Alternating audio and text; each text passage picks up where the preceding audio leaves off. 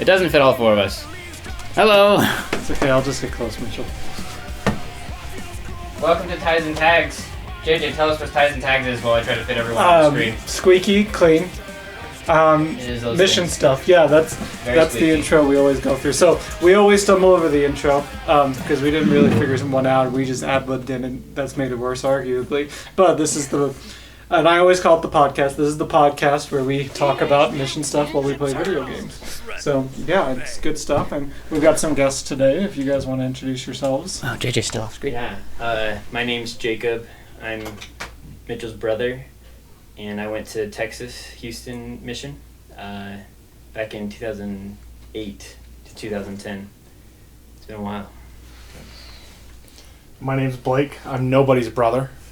That's here at least. I went to the New Zealand Wellington mission from 2007 to 2009. And it has been a hot minute. Yeah. I was going to say, I was like 10 when you guys were serving. Wow. And where did you go? We haven't said this in a while. I'm JJ. I served in the Philippines from 2017 to 2019. And Mitchell served in Jamaica. I did. For that same time period. Roughly. A couple months apart. But, yeah. What game are we playing? Someone else is going to need to explain it because I know nothing about this. So. Well, it's called Shredder's Revenge. And basically all the old Ninja Turtle games that were amazing, like from the arcades and Super Nintendo. I think it takes the best of all those old games and it's kind of more modern, but it's in that old style. It's kind of like a spiritual successor versus a direct successor, but if you loved any of the old beat 'em up arcade style, if you're old enough like us to remember going to the arcade to play a video game, it kind of takes that legacy and builds something that's really fun to play together. Yeah. So I had always thought it was just a remake, but yeah, no, it's kind of like a modern. It's the spiritual successor to all of them. Yeah. I will say, an unnamed person in our crowd knows very little about Ninja Turtles. See if you can guess who it is before this is over. Spoiler alert. Which one's Picasso? Never mind. Mitchell, that wasn't going to last very long. So do you know a lot about Ninja Turtles, Mitchell? Well, maybe I do, and maybe I don't. You're not going to say it now. My license plate of my truck may or may not be Ninja Turtle themed. So my one exposure to the Ninja Turtles was getting left at the YMCA one day, and they put on the movie, is it from the 90s, with like the horrific costumes where like you can look inside their mouth and see the head of the actor. I would say they weren't that bad. Yeah. So they were stupendous. The original 90, like they got worse as they went on. The first one was actually really good, I thought. Yeah, like the costumes. I mean, Jim Henson's Creature Shop built some, like, the combination of the motorized mouths with the suits is just, it's really rare you can go back to a movie that's old and still not feel out of, like, with how much CGI has changed movies. That's one of the few movies I can still go back to and be like, these suits don't distract from the movie. They make it feel more real. Yeah. I watched that about a month ago, and I'm just still amazed watching people do back handsprings and everything in those heavy suits. Yeah. Okay. Yes. I haven't played this before. Yeah, who's player one? Just go to what's happening. Story, and we have all the levels unlocked, so we can just start from the beginning. But cool. Yeah. Well, I mean, there's only 4 of us. Is it most appropriate to pick the 4 turtles? We could. I was gonna say if we don't do the 4 turtles, I feel like that's blasphemous. Yeah. All the turtles are all maxed out, like level ups. So. Nice. Can you figure out which one's the 4th turtle? Oh, and then you can also change your what thing, whatever your skin. Oh yeah. So there's like black and white's a comic. Yeah, I'm going comic. Like 2000s cartoon. Game Boy? Yeah, probably. Okay. The last mutation one's is hilarious. Is that what that was? With the with the full bandana on top. Is that like the live action show? Yeah. Okay. There's not a Venus de Milo skin. They should add her. Leonardo, that's the one I couldn't name. Is that who you are? Yes. Okay. Okay. I'm gonna try to not get too focused on the game so I can actually talk about mission stuff. All right. And agreed, whoever in chat said Secret of the Ooze was the best. It was a defining moment for a lot of kids. Secret of the Ooze is really good. Mine's the original though, for my favorite. I do agree with that. Yeah. But Secret of the Ooze is right up there though. Well, right, who's controlling? I'm second player, but apparently I am. Yeah, just go back up to over one? and then. This one. Yeah. Cool. All right. Well, without any questions or prompts, do you guys have anything special you want to share about your missions? Any just stories you're dying to share? Any fun facts? Anything you want us to know, or do you want to? Before I just start mashing Y. I think for me, I always knew I wanted to serve a mission, but I wanted to be somewhere that I couldn't walk home, because I knew I was going to get homesick. I knew I would struggle with that piece, and so for me, my call to New Zealand was like such a blessing to know that the Lord was in the details. That like if there's one place I can't walk home from, New Zealand is a pretty good place to be. Are there a lot of missions in New Zealand, or is it just the one? When I was there was 2 missions. Okay. Now, since it's split to more, and I'm not as current on, I don't know if there's 3 or 4 now, but last I checked there was 3. Yeah. Was your mission in English? It was English and Tongan speaking. Oh, really? Okay. But don't ask me to speak Tongan because I have not spoken Tongan in a lot of years. You haven't spoken Tongan since I was 10. Very rusty, to say the least. So, how many of your companions were American versus Polynesian? I had 2 American companions my whole mission. The rest were either Polynesian or Australian. Oh, okay. And I guess the way I like to describe my mission is that the church was so young in Jamaica, it kind of felt like early restoration time, where people were still figuring things out in some cases. Did it feel like that a lot? It was actually the complete opposite. Really? And so New Zealand has a beautiful history with the church where very early on in the church's infancy, they sent missionaries to New Zealand, and tribal elders of the Maori had prayed about what religion to join, and they were led to join the LDS Church. And so for a lot of my mission, a lot of people assumed the LDS Church was specifically a Maori church. And so a lot of my mission was doing, so they have more of the problems that are common in the US where people's grandparents were members, but they're just kind of not doing it anymore. So very, very mature in terms of the gospel being present there, but a whole different, interesting set of challenges and opportunities. So this is very random, I can't believe I remember this, but in 6th grade I did a report on New Zealand. And I remember like... I just knew my friend would go there. No, yeah. I remember this stat that there was a town that was like 96% LDS or something. Dang. I don't know if you saw anything. Yeah. Like that. So that town is definitely in the north part of New Zealand. So my mission covered the bottom half of the North Island and the entire South Island.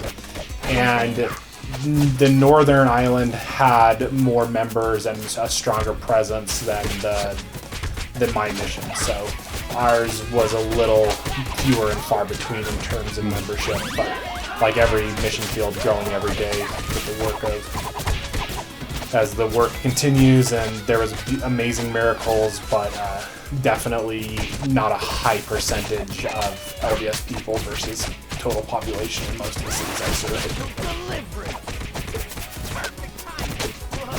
Well, Jacob, what about you? Anything special you want to share about your mission?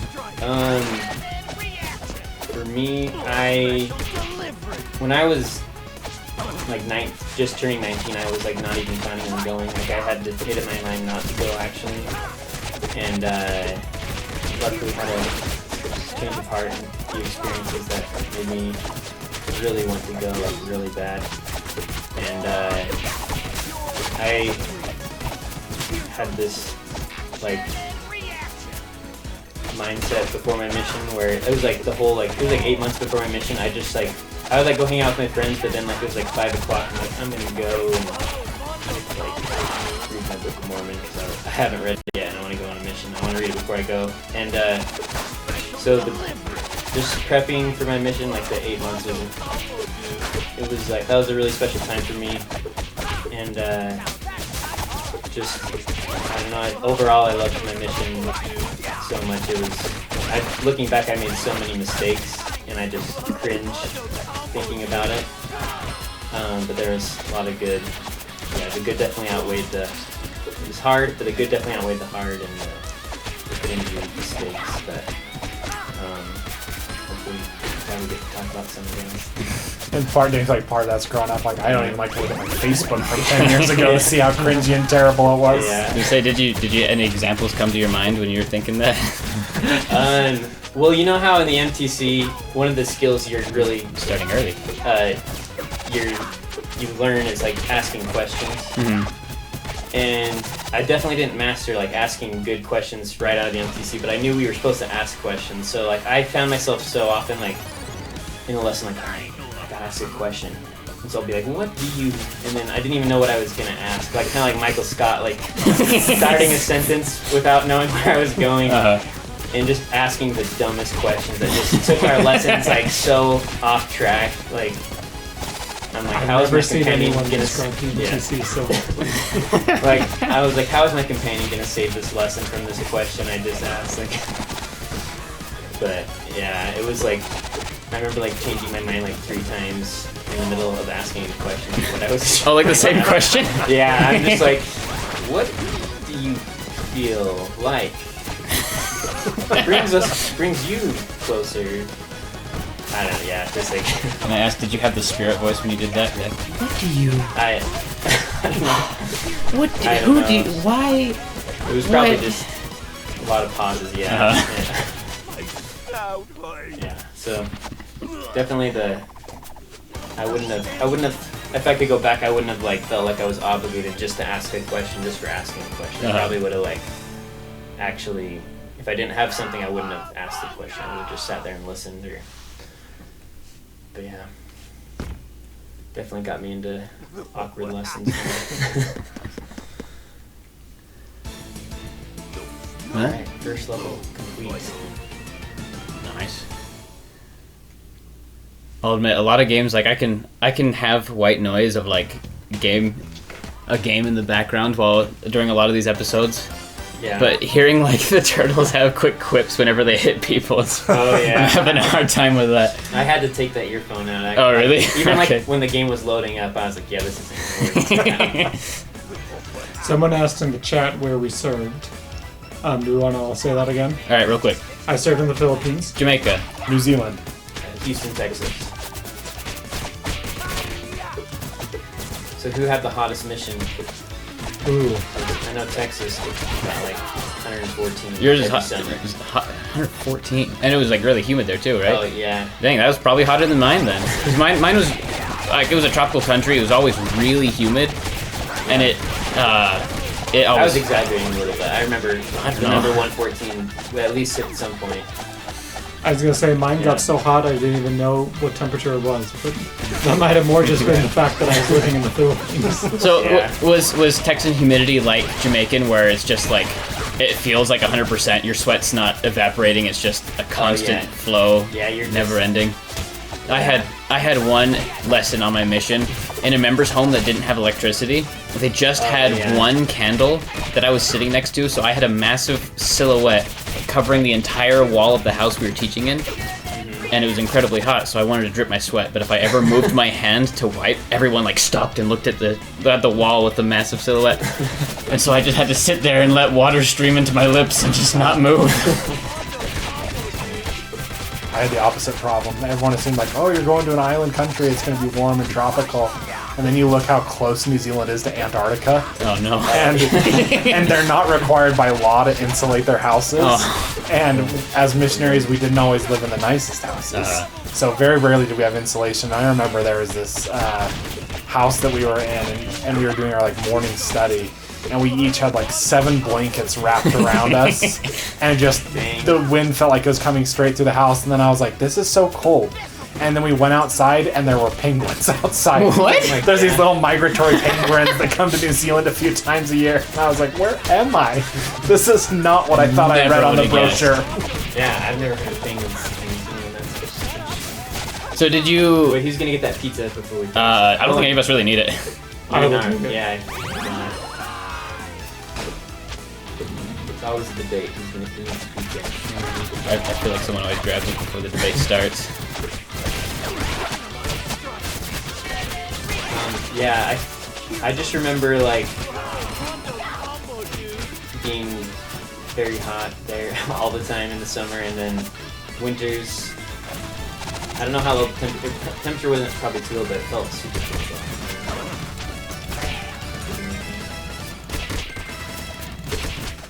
So Blake, I'm pretty sure the last time I saw you was actually at your homecoming. And the only thing I remember you sharing was a couple interesting stories of people in testimony meetings. Oh, yeah. New Zealand is a wonderful place, but a lot of apostasy got introduced there at fast and testimony meetings. So we had everyone from confessing sinful thoughts to someone said that they were a prophet to really anything that you could think of came over the pulpit. And in New Zealand, a few words that we consider in the U.S. swear words are not considered swear words there. So that also threw me off the first fast and testimony meeting when some words were used over the pulpit that we would not use here, and that really threw me off. And I was like, wow, it is pretty intense over here.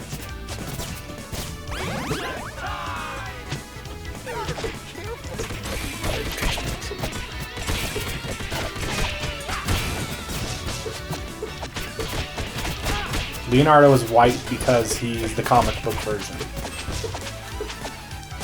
I guess they still have the color to help you figure out who's who. What's the infinite pizza? I think you can do your special as much. There's two different ones. Like, is it the one that made me spin for a really long time? that one's I think is different. That one I think you'll be able to use your like special attack as much as you want for like 10 seconds or something. Oh, I just realized there's a double jump. Yeah, so just hit X or yeah. Dang. Back on the color, we all got to choose costumes for the so that explains it a little. Yeah, the original comics were just black and white. Oh shoot, some of those were my actual special, not from palette. Wait, you're just tapping X over and over? Yeah.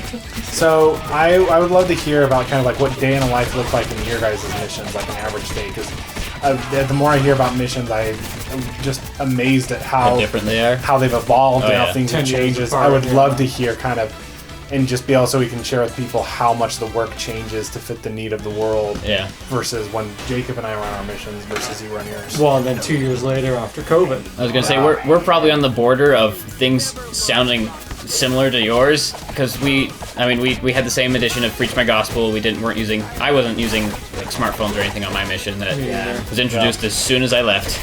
Okay. So missionaries would compete for the highest score on Snake because we all had Nokia phones. So we were listening to people in patois and terrible speakers. So whenever you called someone in the first 3 months of your mission and they went, I don't know what you're saying. So the thing where missionaries can call home, that was announced while I was on the plane home. My mom was so mad. That's hilarious. I actually was so grateful that didn't take place while I was serving. Agreed. The 2 times a year I got so homesick, and if I could have heard it the whole time, I think I would have really struggled. So it's not needed. Yeah. See, that's what I thought. So it was announced like the last 4 months of my mission, and I almost didn't call the first week I had the opportunity to, just because I thought I'd get homesick and I thought it'd make it a lot harder. And then it kind of felt like a missionary opportunity to just share your experiences with people at home when they were fresh in your mind. Like, that's how I usually treated it. And then a senior couple gave me a perspective on that and saying, like, you get to call your family once a week? My kids are not in missions. I don't hear from them that often. Yeah. It's like, yeah, I guess I'd get to draw closer to my parents from that, too. It seemed to help a lot more than I thought it would. That's kind of how I felt about emails. Like, I probably expressed myself, like, my emotions and, like, who I am, like, our family in my emails than I did, like, my entire life before my mission. There's a challenge. Yeah, you failed it. Oh. This is like one of the only challenges I haven't beat. Oh, really? To not get any damage on this level. Oh, no damage, period. Like, not just Yeah. obstacles. Yeah, have fun And this with one's that. like, it's so hard to do. I think there's one other one that's like. Oh, you do like an up kick if you do Y and B at the same time. Yeah. There's some like more combos in this than the original ones. Like I gotta ask, what was like the vermin on your mission? What animals did you just see around all over the place? Sheep. Really? Yeah, like that would be the worst because like it was very rare that we had a vehicle to use. Most of the time we were on foot. Mm-hmm. But once or twice a year, the church would run a campaign where they were giving away free DVDs. And with that, we would usually get a vehicle. But a lot of times these people would order in this little town in the middle of nowhere. And we'd be going, and all of a sudden, like what should have been a 2-hour drive became a 6-hour drive because there were just massive quantities of sheep on the roads. Oh man! Like you can't move them; they're just thousands and thousands of them. So you just have no choice but to sit there and wait. Do people treat them as like, oh, it's sheep time? I've got to deal with it, or do they see them as like raccoons, who are like, sheep, get out of here, and like smack them or something? I don't know. There's just too many of them. The problem is like in the city you're not going to run into them. It's just more out in the boonies and the sticks where they're so prevalent that most people aren't going to run into that issue unless you're going traveling or off to do some sort of like outdoor activity. So that problem would be pretty few and far between for the average person. But in terms of other vermin, like there was nothing. There's like an occasional spider, but New Zealand is like the anti-Australia where like everything is nice. We would have goats just everywhere. I'd have the best experiences with goats because they're like raccoons. You just see them getting into everyone's trash. And they're just wandering the streets. And I found one that had Jamaican fast food is always in like those styrofoam like to-go boxes that you get at a restaurant. I saw one goat dig into someone's trash to get some food. He poked his head out, and his snout poked through the styrofoam box, but not his eyes, so he couldn't see. And he just blindly had a box in front of his face running all over the place. And if you yelled at it to get its attention and look at you go, you could just see its mouth looking at you.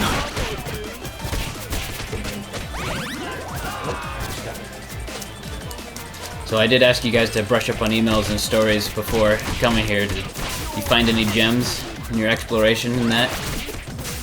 I definitely have gems. It just depends on the tone. Pretty lighthearted is the tone we'll go with right now. Yeah. We're riding on skateboards and fighting. Yeah. Not mousers. What are those? I mean, Blake and I were talking on the way over. We were like, when it's so long ago, it's like a lot of it. It's crazy how much you forget. But we were talking about how like just the like the spiritual part and the emotion part, like that's like way easier to remember. Yeah, really focusing on kind of the feelings of it.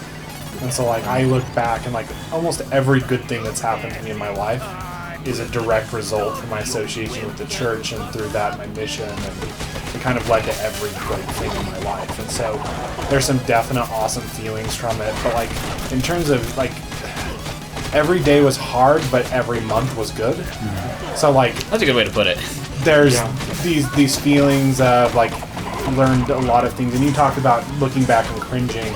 One of the things I cringe about is like on my mission I had a very us versus them mentality. It was like I'm bringing the truth, we've got it, this is awesome, everyone should be so lucky to talk to me. And in retrospect, looking back, like I wish I would have been more open and been more respectful and tolerant of other people's beliefs and ideas, and just been a better representative of Jesus in that way, instead of saying, well, I've got this message, so look at everything that you know, recognizing that what they had to share was just as important as I had to share often. That's one of the things that very much is so prevalent in doing missionaries. And when Mitchell asked earlier, what kind of vermin did you guys see in your mission? I was like, people. I was gonna say, like, you get a group of people fresh off their mission, like you're gonna hear the name of a religion there.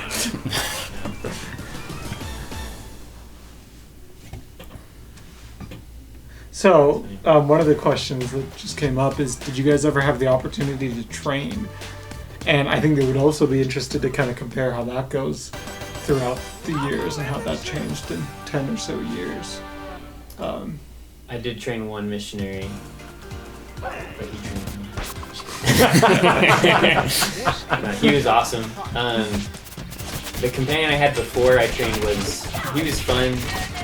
He was very I was still a fairly new missionary, and so the companion before I trained was almost gonna go home and pretty lax. And so when I was like, and it was fun, but I was pretty fresh, and I just wanted to work. Yeah. And, so I just remember when I first got my trainee, I don't know why if I could go back, I'd probably be less serious. Like, I was probably overly serious on my mission, but it probably made it difficult to teach it something. But anyway, my first like companionship with my companion, I was like, you're doing 100% of reading. It's gonna be awesome. Yeah, and he's like, alright, let's do it. I was like, sweet, this guy's awesome. And yeah, we had a lot of fun together. I don't know, I just like, when I was getting trained, I like didn't even think like I was getting trained, because all I knew was I just wanted to teach and I was gonna do my best, and so like I kind of ignored everything my trainer like taught me, and so I was like, I'm not gonna like act like I'm training him like on how to do things. Like, I want him to be able to like teach the way he teaches, and so yeah, it was just interesting seeing like him in his first lesson like really struggling, and then like the second lesson he was awesome. So just like letting him have that chance to kind of mess up at least once, and then just got better and better. He would save my button lessons when I asked these dumb questions. So. But yeah, training was definitely it was hard too, but didn't like think of it as training like I was saying. Did you have the 12-week program when you were on your missions for trainees?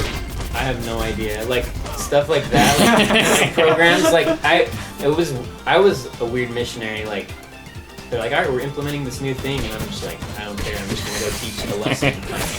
You're like, that's right, you're implementing this new and like thing. I would like follow that probably wouldn't whatever be it was, but it's like I couldn't remember any of those things now. Like, looking back, like.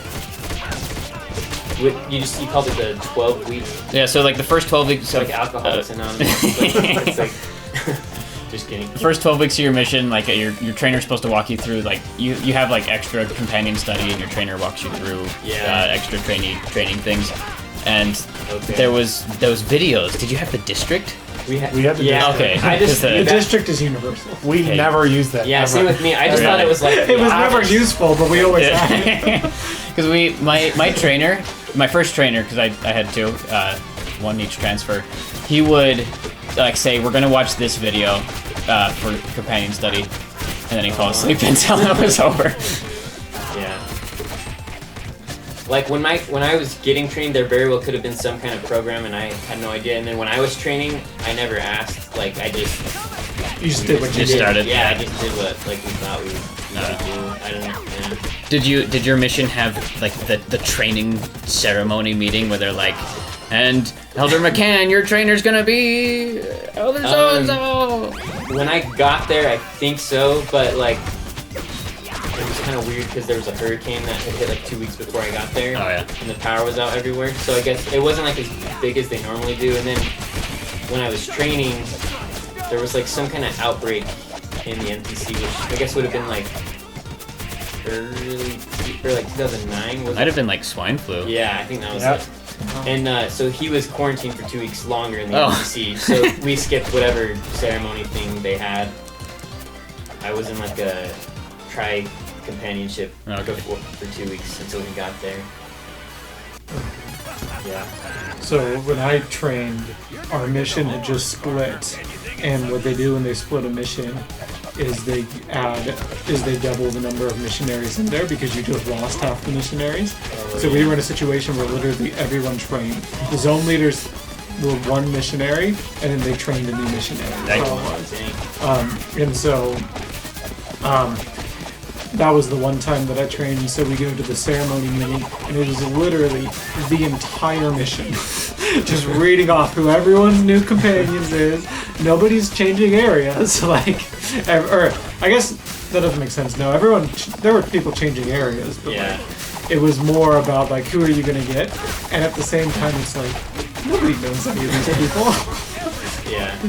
So did it read kind of like the genealogy chapters in the scriptures? And you begat, and you begat, and you begat. Yes. Yeah. Well, they got rid of that. They were like, hey, we shouldn't be doing that. And I'm like, yeah, it's probably for the best.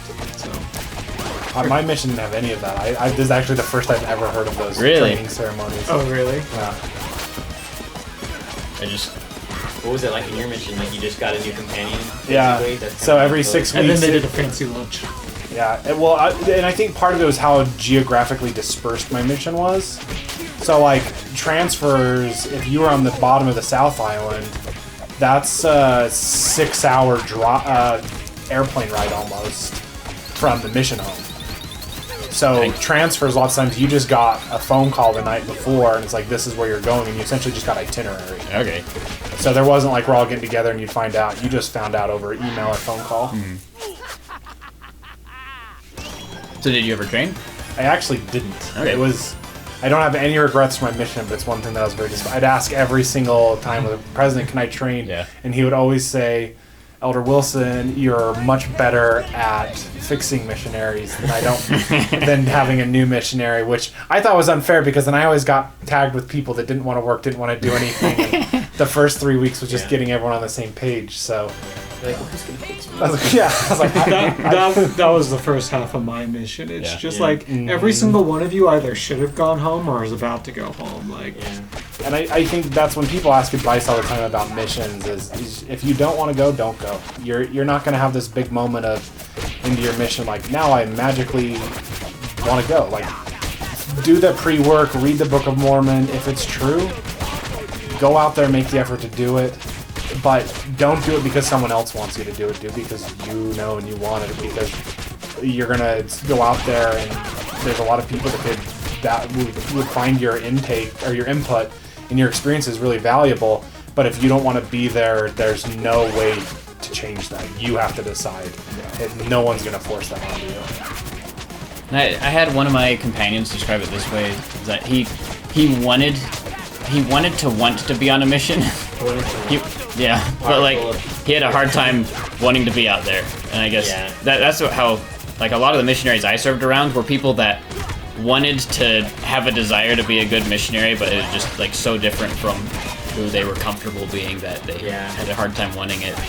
And I do think like there's a big difference between like not wanting to go on a mission and being uncomfortable with going on a mission. Oh, definitely. We're so close to that. Oh no, is it gone forever now? Okay. So, one question. So in chat they're asking what is it like to be like the companion 24/7. And one of the questions my wife asked before I came, she was like, hey, here's the question you can ask, is what is something that... Let me pull up what she actually said. You guys defend me. This doesn't feel any different than it was before. Oh, I just did. My wife asked, what are some things your companion did that actually helped you to get along? Something my companion did to help me get along. Get along with them, yeah. Because we all know the companions where it was like, that was the biggest guy. Yeah. What are some things your companions actively did? Like, my wife's trainer taught her how to, like, give extra good hugs. And, like, for her, where she was super homesick, and that was, like, the type of thing, that was just the thing that she needed more than anything else. It's funny, that's what I did too. Yeah? No. I don't know if I've ever met an elder that said, this is how you give good hugs. I'll always remember. Well, my wife was a sister. I know.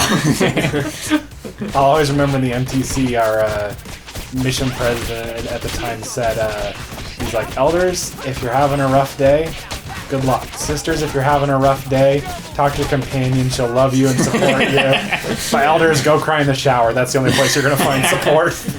My mission president told me we were allowed to be upset for 5 minutes and then get back on your feet. Yeah. For me, the most valuable thing was just having a companion that was willing to laugh with you. Yeah. Just like not take it seriously. Like there's a level where you gotta be working hard and you want to take it seriously. Yeah. But just being able to make jokes about it all, like in the Philippines, rain gutters aren't under the ground; they're on the surface, and so essentially everyone's got a moat around their house, which is a big trench. And I had one companion where in the course of like a week, I fell in the trench 3 times. And I never fell in the trench one other time on my mission. It was literally just 1 week. Was it empty or was it full of water? It was empty, I think. I don't know what's worse. One of the times I had water, but I was already walking in water that was like up to my waist anyway, so it didn't make much of a difference. We were heading home to begin with.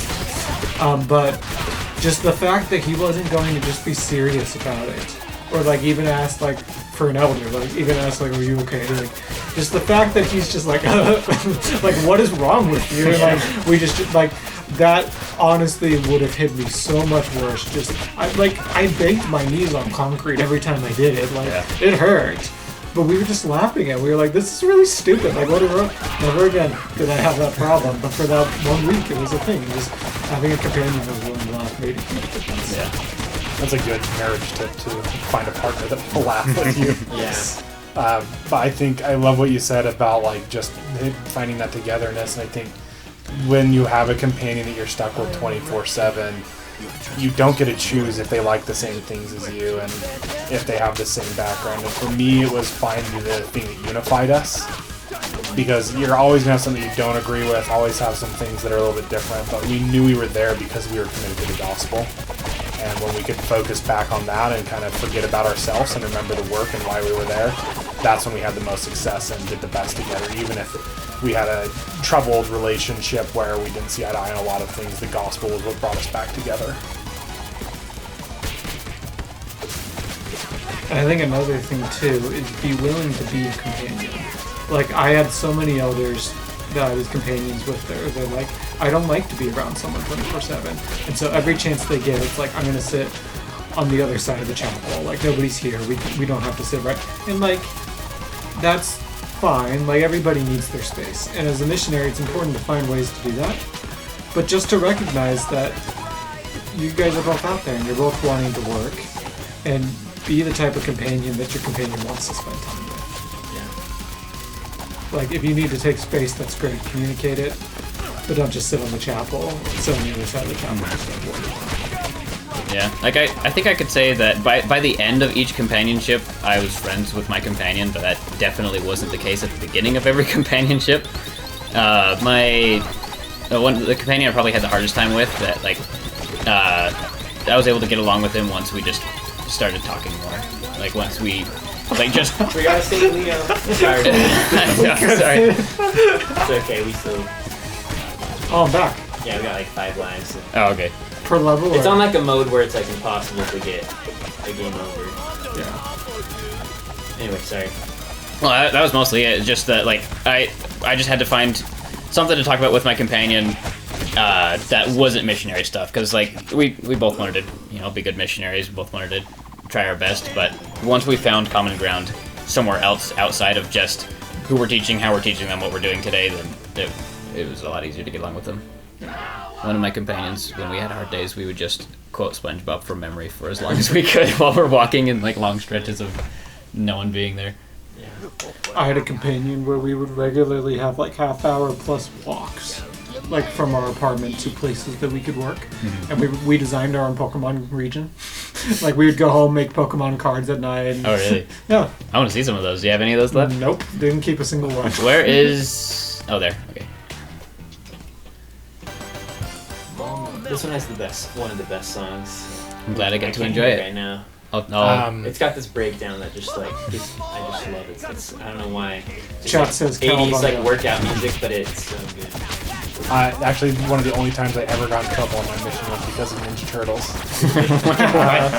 We were at a zone leader conference, and so they'd flown all the zone leaders up to where mission headquarters was, and I was gonna say that's not the time to be designing our Pokemon region. So did you expect to be on a plane once it transfer at that point? So our first mission president had us do the cheapest travel possible. So like when I first got to my mission, I got called to one of the farthest south missions. So I got, after flying for 48 hours, I slept in the mission home, then got on a bus, then got on a ferry, then slept at a member's house on the north part of the South Island, got on a train, got on another bus, and then got to so I didn't get to my area until like 4 days after I had been traveling. And were you by yourself? I was by myself for a good chunk of it. But then my second mission presents like the work is too important. We don't have time to wait for people to travel, and so then we started flying everywhere. But we were in Zone Leader Conference, and we were sitting around having lunch, and I started quoting the first Ninja Turtles movie, and it was actually the second Ninja Turtles movie, and I was doing it like a whole pile of elders had gathered around, and I saw like my mission president walk in out of the corner of my eye, and I was like, if I stop saying what I'm saying, I'm gonna look like I'm guilty. And I don't think I'm doing anything wrong. And so I was like, I'm just gonna lay into it and commit to it. So I finished the quote, and everyone was laughing, and the mission president came over and said, Elder Wilson, you don't by any chance listen to any movie music, do you? And I was like, yeah, I have a handful of CDs. He's like, send them all home. Like, if you can remember movies that well, if you're listening to movie music, you're probably just thinking of the movie.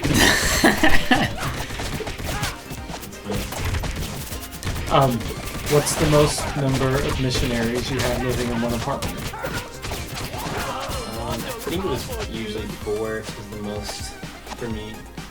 For a transfer or for one night? That's a good question. At like, once versus per transfer? Like always, yeah. Okay. It was like 2 areas next to each other. So, or it was like a Spanish-speaking elders in the same area as me. So we just shared an apartment.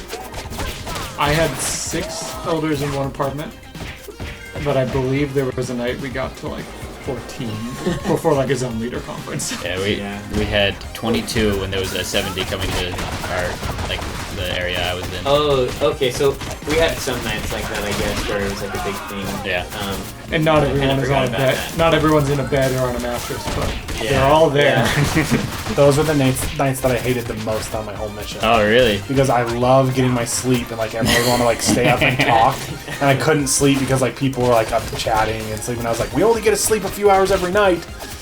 I was Please gonna let me sleep. Those are very mixed because it's so much fun to be with the other missionaries and not have to work. Just like past that, or it's past like working hours. Like we can do it. We can code Ninja Turtles tonight, but then at the same time, it's just like no one's gonna sleep well in that situation. JJ, what's your favorite Ninja Turtles quote? Cowabunga. Well played. Set the bar too low. Now I can't say what's your favorite Ninja Turtles this movie quote because it's still probably Cowabunga. All right, best and worst foods What's on your your favorite mission. Ninja Turtle food? Pizza. there's no option there. Are there other foods in any Ninja Turtles movie? Sushi. Yes. I'm sure they eat. And it's like between like the different reboots or comics or whatever, it's like they have different preferences. Like the movie, he says no anchovies, and then there's somewhere he likes anchovies. And in the cartoons, the toppings of the pizza were like marshmallows and peanut butter. All right, so best and worst foods on your missions. I'm the worst. I'll go last, and I might not even go because foods. It's like my goal was just to eat everything in front of me. I was telling Blake this because I was just the pickiest eater before. I just remember most of the food was always really good, but occasionally, I guess it's bringing a memory, so maybe I will go first. I was telling Blake we had boiled bananas. Boiled bananas. And Blake had that on his mission too. He said if it's undercooked, it's really dry, and that's how I think mine was. I had that too. And like I could not swallow it. It was like so dry. Oh really? It was like I could not choke it down. Was it like a normal banana, like just yellow, or like was it green boiled? 'Cause if I had a boiled banana, it would be green. I don't remember. It was just dry, and I thought I was swallowing like wet cotton. We would have deep fried bananas, but those were good. Those are good. Because they had a different kind of banana there that was like extra sweet. Yeah. So Jacob, did you feel like the thousands of prayers going to missionaries went to your stomach and helped you eat more? Because I definitely felt that on my mission. Yeah, kind of actually, because I was always able to eat everything, and I think it broke me of being picky a little bit. Yeah. I think the chat says that you're still a picky eater, so... Probably Kaylee, but yeah. I am a little bit picky. Not as bad as I was. Now I just can buy whatever I want, so that's like kind of how I'm picky. But if someone's making me a meal, I'll eat it fine. except they're vegetables. Blake, any foods come to mind? I genuinely enjoyed most of what I ate on my mission. There was some very interesting stuff. We ate a lot of fish heads. What would you eat? Like everything but the bone? Yeah. All right. And it was the first time it was a little rough, but then after that you kind of got a taste for it, and it was pretty good. The only thing that I really struggled with is they give us raw mussels sometimes. Like the sea creature. Yeah, the bivalve, and it has this weird aftertaste where it like numbs your mouth a little bit. What? And it makes everything that you eat for the next like few hours have like a lemony aftertaste. Oh, I bet they love giving that. And it weirded me out, and It sounds like an allergic reaction. yeah. And so like that was when I had the hardest time eating if it was ever offered. Luckily, it was very rarely offered. Okay. How would that be prepared? Just like it just fresh out of the water? They literally raw? would go down to the ocean line in gumboots and they would just pick them off the shore and break them open, and they would have literally a loaf of white bread in their hand, and they would open them up and put it in a slice. Is it something you'd see people eating all the time, or is it? It was very specific to Polynesians. Okay. It's not like a traditional New Zealand dish. It's very much a Polynesian dish. But. So I don't know if any of you guys have this experience, but were there any meals from your mission that you have tried to find it since then, but it doesn't translate to English? Oh, no. I mean, I was in the States, so not me, really. There's actually a really killer Polynesian restaurant in West Valley that does everything that tastes almost just like my mission. So whenever my wife is out of town, it's not her favorite place, I'll go and grab a meal down there for the weekend, because one meal will feed you for like 3 meals. Oh, man. Shout out to Pacific Seas in West Valley if you ever want a out. really truly authentic, to my experience, Polynesian meal. See, Jamaica is an English-speaking country, so I don't have that problem usually, but they call everything different names. Like, I think I've mentioned this before, that avocados are pears, and apples are like these weird pear-like avocado things. Raspberries, plums. They're like, I've heard people call like 3 different things plums, but one of them grows on trees, looks and tastes like cherry tomatoes, and has a pit. And pomegranates or pomegranates. It's all just like people make fun of me a lot for saying the names of the fruits wrong. Why didn't you run away? Did you guys control running away? Or No, it just happened. It was because he was charging his attack like that, and it must have just kept. You can charge it? Yeah, just hold it. I had no idea that whole time. Does it like break a guard or something? You can get hurt, I think, but you don't like get knocked back. Oh, okay. It can break their guard, yeah. Oh yeah, yeah. So what would you do for fun on your mission? Any memories of that? Yeah. No, I was gonna say we never taught lessons. No, that's like if you talk to me like my first like few months of my mission ago, that's like what I would say. Yeah. But we played this dodgeball game. It was like called Poison. I don't know. It's okay, yeah. It's like you just have a partner, so it's like a free for all, except like the partnerships, a free for all with partnerships. And there's no like half sides like dodgeball, but we played that a lot in like almost every area. And I don't know why it was so big. It was really fun though.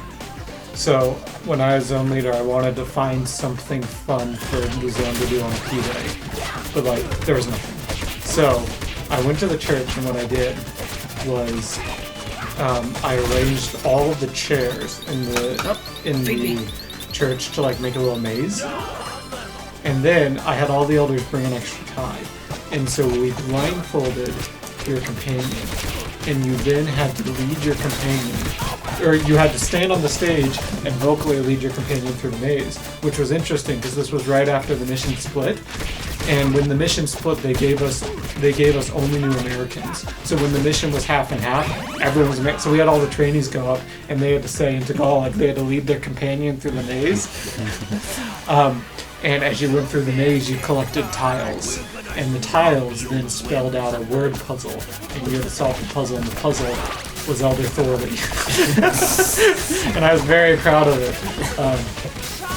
That was probably the most interesting thing we did. Or maybe that's just because I was excited about it. I was in charge of That's awesome. I was in charge of a Zone P-Day once, and our idea was we played Drawful without actually like having a computer or something. Well, I shouldn't say without a computer, without actually having Drawful. I grabbed the clerk's computer and connected it to a projector, and then I was the computer. I had people draw pictures beforehand with my prompts, hand them to me, and I'd like put them up on the projector, and then have everyone write their answers, and I'd put that up on the projector, and I just had to act as fast as I could. I don't know what's happening. We just won. Dude, Nice. We were very rarely by other missionaries. So Oh, really? It was almost always like whatever you and your companion would do together. So group things, like if we were by other missionaries, we'd play rugby. But Okay. for the most part, it was just like you'd find just something random to do. So like we ended up playing a lot of board games. We played a lot of Risk. Yeah. Just because there's not a lot, like when we had laundry to do that on our P-Day, you're just kind of stuck. Right.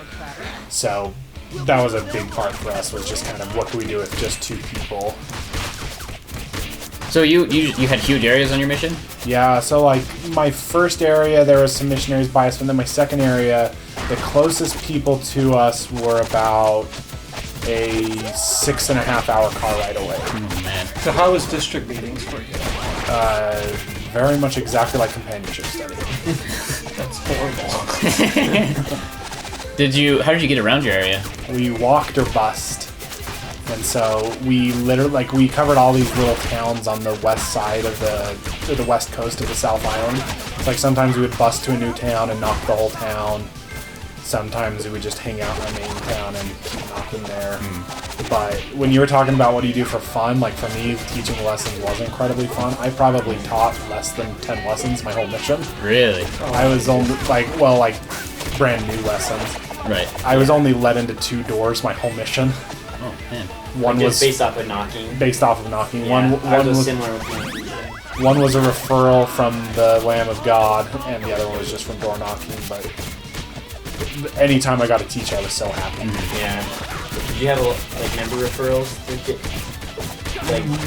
Very rarely, and usually our member referrals with someone that was just like, yeah, I know them, but I don't want to talk to them. Yeah, it's interesting with knocking. Did you guys do knocking on your missions? So Jamaicans, there's more to do outside than there is inside in a lot of places in Jamaica. So people hang around on the streets, just gathered together outside a lot.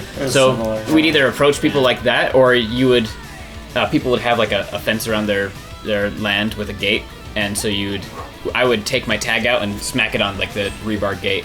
And that's how you get people's attention. You wouldn't knock on doors. So in the Philippines, what you do is you go outside and you shout, "Taupo," which literally translates to "people, please." So you're just outside, just like, "People, please." So we have a question. What was the funniest thing that ever happened to you during a lesson? Funniest thing? This was maybe not the funniest thing, but it's just one that comes to mind that I can remember was, so missionaries, you're not supposed to date, you're definitely not supposed to kiss girls. But also there's different cultures where kissing is kind of a known thing, like a kiss on the cheek. But Like in Texas? yeah, well I guess it's right next to Mexico. So You had a lot of different. it was kind of a big melting pot there. But one lesson, we were teaching someone from South America, and it was a pretty woman, I would say. I wouldn't have said that on my mission, but looking back, yeah. And then anyway, we were with sister missionaries because they could speak Spanish, and I had no idea what was going on the whole lesson. And they finished and they're getting up and shaking hands. And then the sisters they're kissing each other on the cheek with the lady we were talking, and then she goes up to my companion, the one I was training, and just gives him this big kiss on the cheek, and he just turned bright red. And I was just cracking up, and I just like stuck my arm out as far as I could and just did like a handshake. Which I hope I wasn't trying to be rude. I didn't come across being rude actually, but it was super funny though. Just well, it goes both ways. They gotta know your culture, and you gotta know theirs. Yeah. But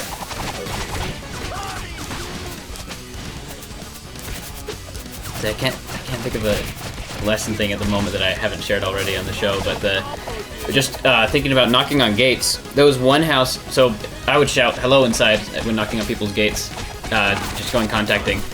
And we went to one house where we shouted at their gate and yelled hello inside, and we heard a voice go hello. And like, yeah, we're the missionaries. And we didn't see anybody come out of their house. Sometimes people do that. They're just kind of like hiding behind the wall in case they don't want to see the people that are out there, which sometimes in that case it's the missionaries. But we just heard someone say hello, and we were like, hey, we're missionaries. We want to share this with you. And we just heard hello. We're missionaries. Did you hear us? Hello there. I like walked farther down the street to get a look in their house, and I saw a bird in a cage that was shouting at us. I don't remember what all we said, but it lasted for like a full 2 minutes so we thought someone was talking to us. So I've got a very similar story to that. So in the Philippines, in Tagalog, there's a word "thou," which has no English translation, but it essentially means Where's 9? I down. heard. Go to 8 and go down. Yeah. Or right there. Okay. It means I heard or I was told. So we're there and we're like, Taupo, and a little girl comes out. And we're just like, hi, are your parents home? And she's like, I'll go check. She goes inside. She comes back and she says, walang tao dao, which means there's nobody here, so I've been told. Wait, how do you say people? Or you said Tao. So never mind. You say taupo or walang tao. You just said something that sounded like Malay for a second. That's everything in Tagalog. Just sounds like a different language. Okay. For me, it was one of the first times I was teaching in Tongan, and the word for promised land sounds very similar to butt cheeks. And so I spent a whole lesson talking about how Lehi and his family made a journey to the butt cheeks. I feel like every language has something like that. You just have to have a missionary. I have a friend who served in Armenia, and he said the difference between saying steak, like unit in the church, and breast is breathing out during a consonant. Like, I never want to have to speak Armenian. So my least favorite thing was one of the dialects, because the Philippines had a million different dialects, and you never know who you're talking to. Like, you can't expect everyone to know the dialects, but for the most part, you can't expect everyone to know Tagalog. Well, I went and talked to an old man, and the word for like old guy is tatay or thai. But apparently, and I didn't know this because I was in fall training, that word in Ilocano essentially just meant like poop. But a little more vulgar. And so I just walk up to him and I'm just like, hey, Yuppies. And he's all funny and my companion's just laughing up and I'm just like, it's literally just a greeting in Tagalog. Like, oh my gosh, how am I supposed to differentiate that? So, Jacob, did you have any experiences of like not knowing what people were saying on your mission? Just it like was southern accents or anything? There was one time where it was a mix between an accent and then also having like a speech impediment. But then I went out with the Spanish-speaking missionaries a lot too, and so I'd sit in lessons, and I was determined to like understand what was going on in the Spanish lessons, like because I took Spanish in junior high, so I feel like I should have known everything. But occasionally I could follow along in it. I even like chimed in like with like a couple words. Like I would just look at the missionary that could speak Spanish and I'd just be like, what about this? And then ask the question that I didn't know how to say.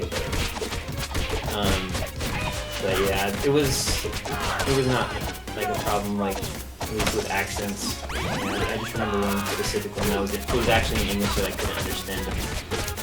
Like I was I was just like, it was actually that was actually my last day in the mission, and I was just like, you know what? I'm gonna we'll come back tomorrow companion would come and teach you. So I set an appointment for this guy, and then I was like, you gotta go back. We just gotta go. That's a good question. Yeah. What happened on everybody's last day in the mission? If your story is done, sorry. Yeah, no. No, I don't know. I gotta think about that. Last day is in like last day proselyting or like mission home? Okay. Yeah, that's all I remember. My last day proselyting actually was that one guy. And I probably wouldn't have remembered it if Michael didn't ask that question. So my last day proselyting, my last area was like the notorious area that like was the only area that didn't have a baptism in over a year, and the average age of members of the branch was like in the 60s, and there's only 20 active people. And basically, that my very last transfer call, we were like, who's gonna take our spot? And the transfer call was, no one's going to the spot. It's being abandoned. So we went around telling everyone, no, you're not gonna have missionaries. See ya. And we basically like updated the area book as much as best we could in case for when people came back eventually. Yeah. Buried it. Yeah. My last day, one of the elders had an emergency at home. My last day, one of the elders in my apartment had an emergency at home, so we spent the day helping them out because they had a baptism. They had a ton of stuff, but there was a lot of things going on that he needed to be for. And so we helped them out, and then I was like, it's lunchtime. I was like, I've still got some money that I have to spend before I leave. I'm taking everyone out to like a somewhat fancy lunch. And so we go out, and then right after that, it's like, hey, the mission president's coming. We have a meeting with the mission president. I go home, vomit, call the mission nurse. And she's like, yeah, you've got food poisoning from wherever you went for lunch. And then I passed out and woke up later that night, and my companion's like, well, you're done. My last proselyting day was actually like a week before I was going home, because in New Zealand you have to have a proselyting license. Oh, and it just expired? Mine expired. Okay. So like I could still go teach anyone that we actively had in the books, but I couldn't go knock any more doors. Gotcha. Which wasn't the worst thing that ever happened to me, if I'm being perfectly honest. But I had a baptism the day before I left, but my final area was in the same area as the mission office. And so I thought it'd be really funny to just pack my own bags and go to the mission office instead of have them come pick me up.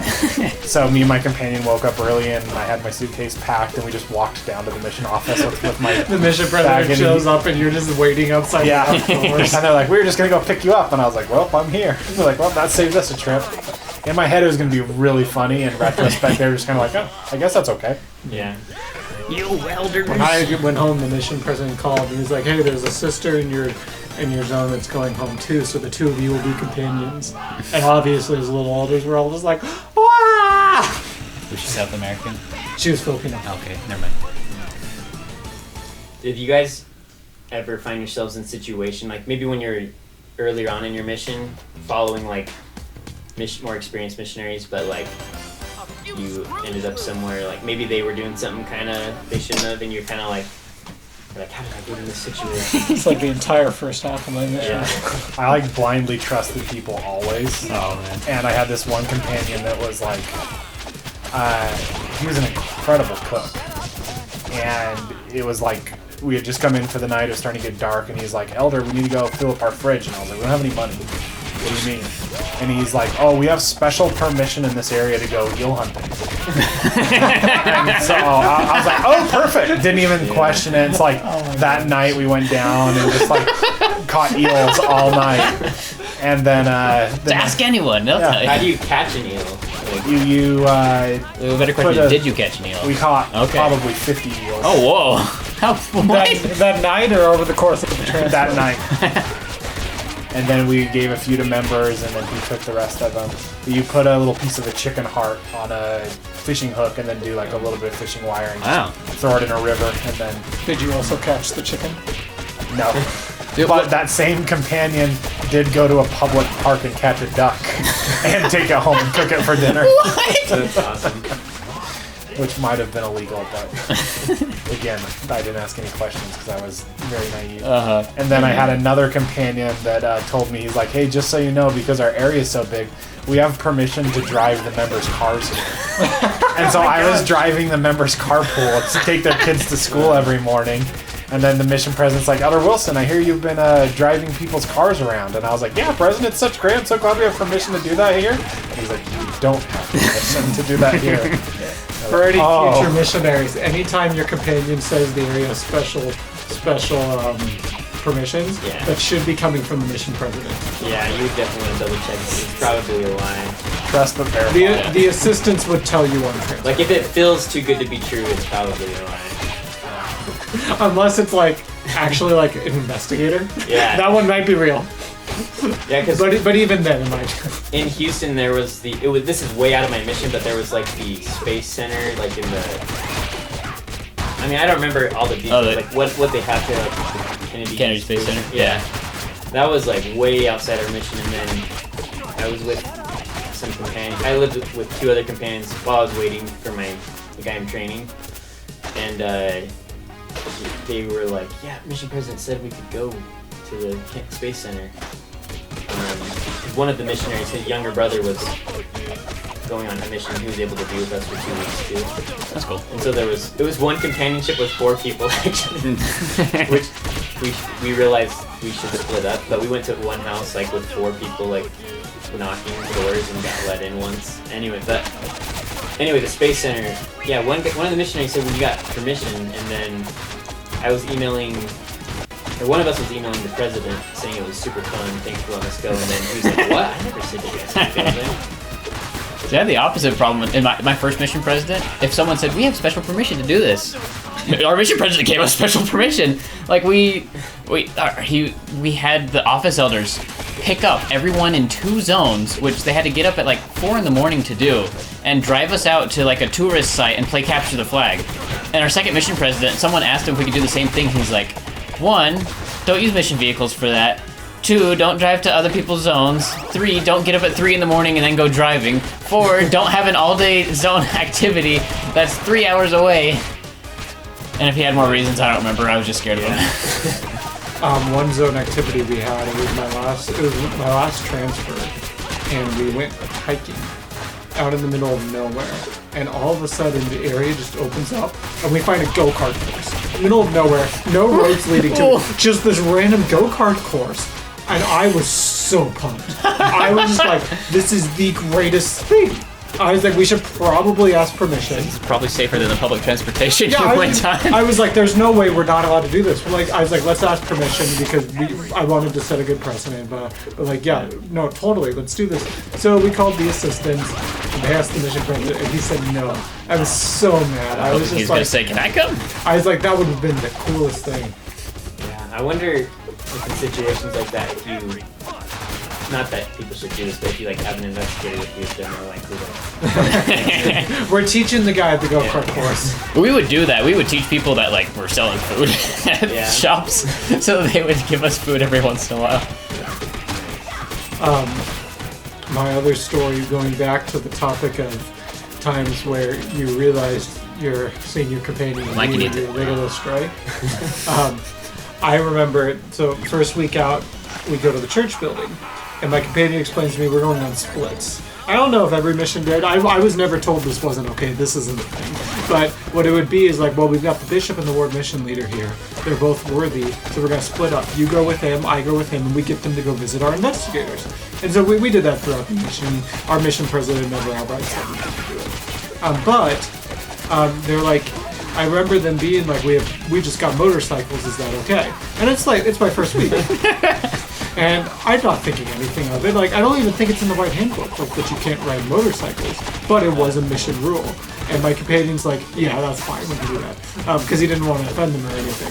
But so we get on the motorcycles, and I'm just like, this is the greatest thing. And so I'm telling the bishop, I'm like, I'm so excited. I'm going to get to tell my family, like, oh, I got to ride a motorcycle. Like, I was like, this has always kind of been a bucket list thing for me. I'm so pumped. It was great. I really enjoyed it.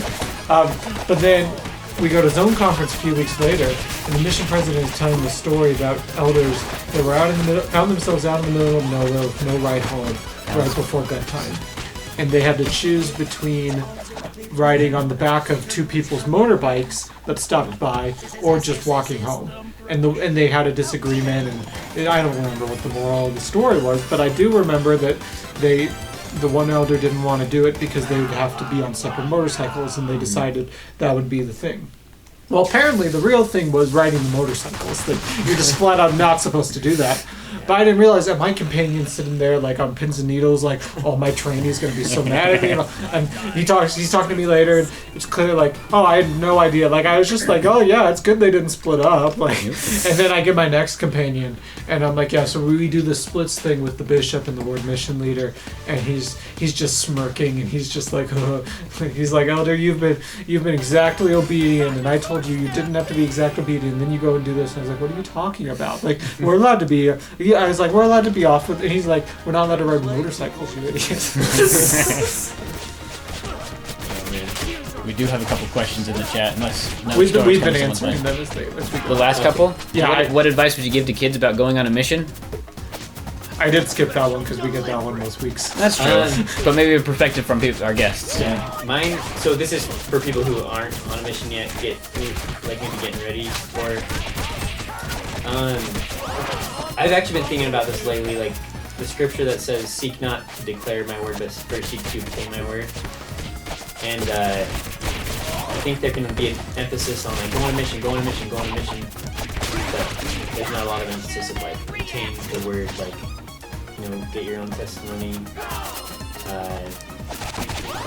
I mean, maybe there could be that emphasis with some areas, but like I'm sure like young men's leaders, that's definitely what they're focused on. But yeah, I think Blake kind of mentioned this earlier, but like before you go, just do the work before. Like, I think the thing that set me up for my mission the best was I was like, I'm not going to even turn in my mission papers until I've read the whole Book of Mormon and prayed about it. Even though I felt like I had a testimony, but definitely of like God and His love before I read the full Book of Mormon. But I was like, yeah, I'm not gonna do that. And then I was also like, I'm gonna go teaching this, so I want to understand what I'm reading too. So I read it really slowly and carefully, and that was the biggest thing that helped me get ready for my mission. And if someone's on the fence about going on a mission, that can be like something that you can see for yourself. Just if you haven't actually read the Book of Mormon, I would do that and pray about it. I think, for me, the best advice is to remember that you are a unique and special son or daughter of God. Like, there's going to be a lot that you're taught being ready for a mission, and you're going to think like, I've got to conform, I've got to do all of these things. Don't lose your own personality for the sake of other things, because you bring a unique perspective in you that nobody else has. So don't feel like you have to change. Like, I always used to joke that like it was so nice when people came home from their mission because they would start passing the basketball in church ball, because like they'd become a better person and they weren't selfish anymore. But like there's great changes that will happen to you on your mission. Don't force it, but also remember the things that got you where you are, and don't feel like you have to change your whole personality to conform in a certain specific way to what you perceive as a missionary. You can be a missionary and still keep your unique perspectives and personalities without going into kind of a robotic or like perfect. You feel like you have to be perfect. Every missionary has their own unique challenges and temptations and trials, and like you'll want to do your best to be worthy and to do all those things, but don't feel like you've got to have this massive change where you become this perfect person that only thinks about the church 24/7. You're still going to be a human being with mistakes, with opportunities for growth, and love that and respect that about yourself. I do like that. Just because you're a missionary doesn't mean you're not. You still can be. Yeah, and even when you're on your mission, if you keep that in mind, like there's probably missionaries who've been in this, like tons of missionaries that have been in the same area and been doing the same things over and over again, and it's not working. And if you be yourself and try to follow the Spirit, you'll probably come up with unique ways, things that have never been done before. So people that just been overlooked or something. For example, on my mission, when we didn't have anything else to do, we door knocked, which was pretty much always. And like I said, even with all of those hours door knocking, we only got let into 2 doors. Where we had our most success was when we started getting creative. So I found a whole bunch of wood blocks in a member's backyard, and I said, hey, what are you doing with these? And they said, oh, nothing, they're just trash. I was like, oh, can I have them? I'm like, sure. And so I took them home and sanded them down and cut them into the right size pieces and built a 6-foot tall Jenga set. And I put on all the pieces like Christ, apostles, authority, and I would go to the town center and set up this giant Jenga block and say like, hey, when Christ came and built his church, he had all of these things, and then when he left, people started taking out their own pieces and putting it where they wanted to build their own churches. And then when that thing would fall over, it would crash, crash, crash, crash, crash, and people would come and watch. And it was like the first time we actually had gospel conversations. Yeah. And it was a far more effective way. And like that wasn't in the mission handbook. That wasn't exactly what was the one thing to be doing. But because that was very true to my creativity and who I was, we had a lot of success from that. So don't feel like you have to be stuck doing the same thing as everybody else. I like that. Like, I'll be honest, on my mission, I'm very introverted, and we did a lot of contacting. Mine was a mission where a lot of success actually happened being on the street, just because everyone was so out in the open and willing to talk about Christ. It's a very Christian country. But I never had that. Contacting, I just didn't have good luck, and I'm sure a lot of it was due to me as well. But a lot of the success I ended up having was in the area book. Jamaicans don't have addresses, and Jamaican, our area books were just the most trashed things. It was just like a mound of paper outside of the binder, all yellow and torn. And my mission president, basically, he has the authority to give a blessing to a mission, kind of like an apostle has the authority to give an apostolic blessing. It's like a priesthood blessing for a group of people. He gave a mission blessing that said, this year, those who have said no in the past will say yes.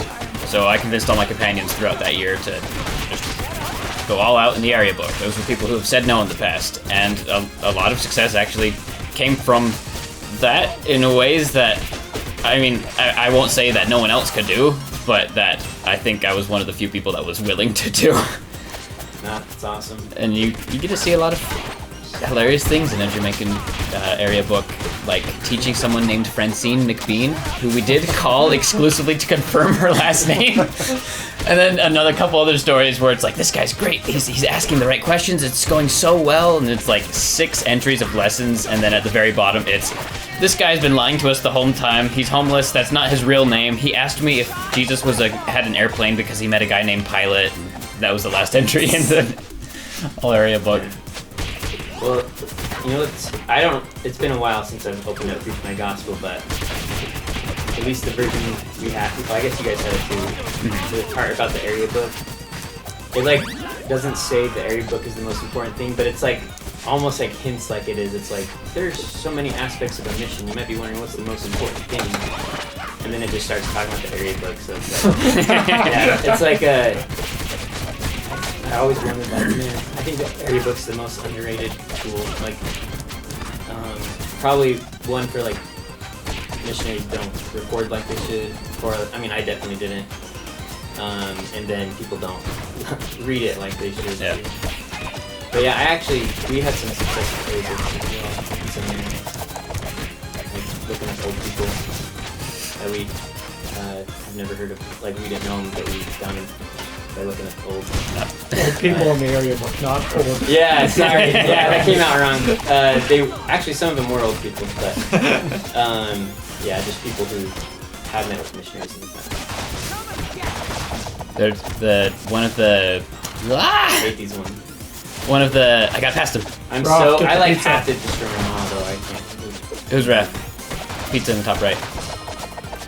So one of the missions that visa waited for my mission, it was just had the same like weekly schedule for transfers, so if someone didn't have a visa to go to Jamaica, they'd go there for a few weeks, was LA. And one of the guys that was living in one of the houses I was in, he wasn't my companion, he just got out of training in LA, and he said, like, yeah, in my area book, we had, like, Ariana Grande and a couple other celebrities, and we called them, and it was their voice on the answering machine. I don't know, like, if that's, like, give this phone number to any one phone, and they have another one, I'm sure, but that was in their area book. Did you know you can sprint? How do you do it? Do you, like, hold double tap A? Oh, I've just been front handspringing everywhere. There's a way to. There's another option where you can just switch to flick and you start spinning. Oh, really? Like the console? Give him control. Or take the room. What were we just talking about? I had something. Area book. What advice would you give to kids? Be yourself.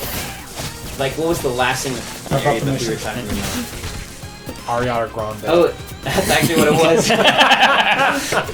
It's not even mission related. Never mind. Okay, that's fine. It was I don't know any of her songs. The only thing I know about her is like there's a meme that's like someone was like, my daughter said this work from Lord of the Rings has the same hair as Ariana Grande. they're like side by side and it's the same hair. Really? I know she was in High School Musical, and she is essentially a very different ethnicity now than she was in that movie. But that's a really weird fact. To be honest, I watched it and I have no idea who she plays. I know, me too. She's not a main character, she's in the background. Okay. Oh, okay. I'll be honest, I wasn't paying that close attention because I watched High School Musical because my wife said, you haven't watched High School Musical? We have to watch it immediately! And that's why I did my wife about Ninja Turtles, and I don't think she's still finished it. She's like, why do you like this? We're halfway through the first Turtles movie. I've tried that with many things with my wife, and I don't think I've gotten it. It's like hit and miss, you know? And it goes the same way where like I get into some of the stuff that she's done. Okay, here is a question that I have to ask, because when you're on a mission, at least in my case, I served about half my mission in a zone that was exclusively elders, because there's dangerous areas that they didn't want sisters in. And I had to relearn how to not just be around the dudes. Yes. I had to, and all of my lessons were outside, either on people's front porches or just on the street, so I had to practice not farting as soon as the urge hit me. Because I just never thought about that for 2 years. And when I asked my all the time on your mission. yeah, and like the people we were teaching would too. It was just we're outside, no one cares. I've got a thing with this. This is my most embarrassing story for your mission. Oh no! So when the transfer day that we got all the new Americans, essentially our zone doubled in size, and I was like, "There's no way we're getting everyone's luggage here in public transportation." So I got with the mission office, and I said, "Okay, here's what we're gonna do." The office elders had a huge van, and so we loaded all the luggage in there, and I rode with the office elders, and they dropped all the luggage off in my car with me and my companion, or in our apartment with me and my companion, with the idea being we were the closest apartment to the bus stop, so everyone would get off the bus, come to my apartment and grab their stuff, and then the travel is a whole lot less. Well, I also had a set of elders who were entering a new area, and so they didn't know where their apartment was, but I did. And so I was going to be showing them where it was. And so I'm sitting there, I'm like, hey, we got a half hour, I'm going to let my companion unpack.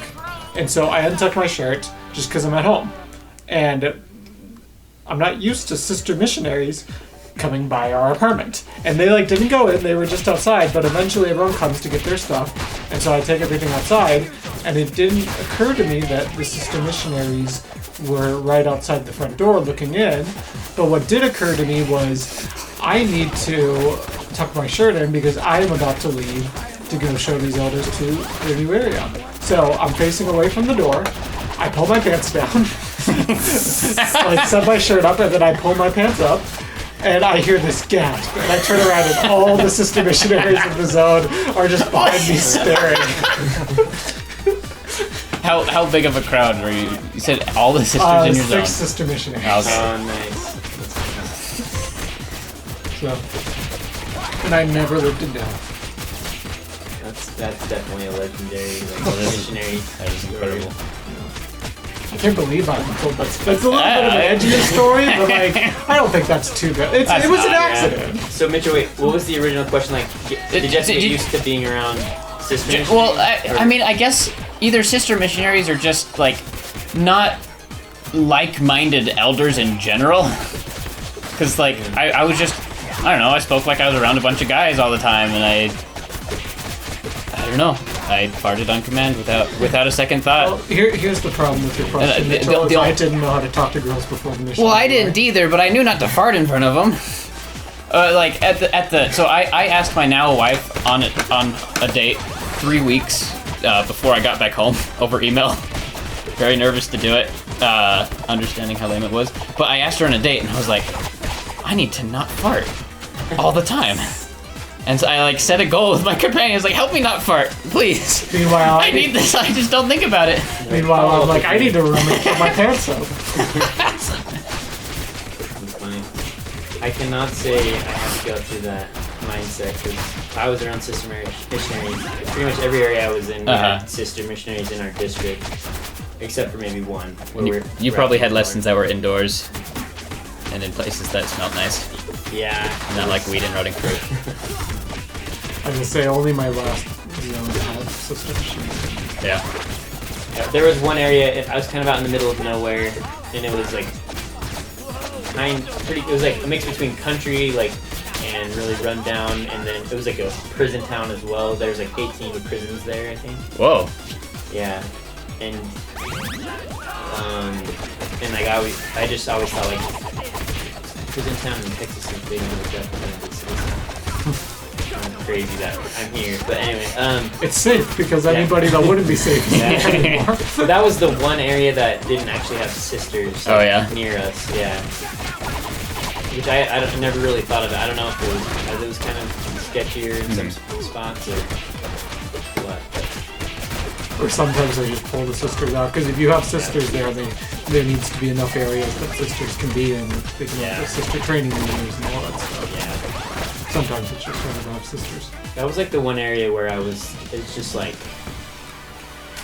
it's kind of a blur, like just so many crazy things happening. I'm just like, how are we, like, that's like, probably like, it was probably I